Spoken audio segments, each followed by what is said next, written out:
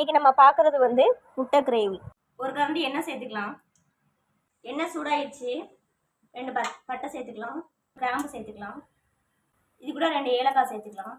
1/2 spoon ஜீரகம் சேர்த்துக்கலாம். நம்ம எடுத்து வச்சுக்க வெங்காயத்தை சேர்த்துக்கலாம். இஞ்சி பூண்டு பேஸ்ட்டு சேர்த்துக்கலாம்.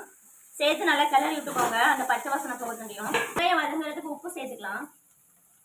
நல்லா ப்ரௌன் கலர் வதக்கி நல்லா வதக்கி எடுத்துக்கோங்க. நான் அரைச்சி வச்சிருக்க பேஸ்ட்டை சேர்த்துக்கலாம். நல்லா கலரி எடுத்துக்கலாம். கம்பு மிளகாத்தூள் சேர்த்துக்கலாம். அப்புறம் மஞ்சத்தூள் சேர்த்துக்கலாம். மிளகுத்தூள் சேர்த்துக்கலாம்.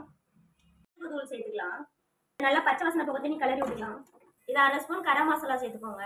கிரேவி பண்ணுறதுனால வந்து கம்மியாக தண்ணி ஊற்றிக்கலாம். தண்ணி ஊற்றி நல்லா கிளறி விட்டுக்கோங்க. கூட ஒரு கொத்து கருவேப்பிலை சேர்த்துக்கலாம். தட்டு போட்டு ஒரு 5 நிமிஷம் கொதிக்க வச்சுக்கலாம். தட்டை எடுத்துகிட்டு எப்படி கொச்சுக்கணும்னு பார்ப்போம். அடுப்பை சிம்மில் வச்சுட்டு நம்ம எடுத்து வச்சு முட்டையை சேர்த்துக்கலாம். முட்டையெல்லாம் சேர்த்துக்கிட்டோம். கொஞ்சம் கொதிக்க வச்சு எடுத்துக்கலாம். முட்டை கிரேவி ரெடி ஆயிடுச்சு. நீங்களும் ட்ரை பண்ணி பாருங்கள். ட்ரை பண்ணி பார்த்துட்டு இந்த வீடியோ உங்களுக்கு பிடிச்சிருந்தா லைக் பண்ணுங்கள், ஷேர்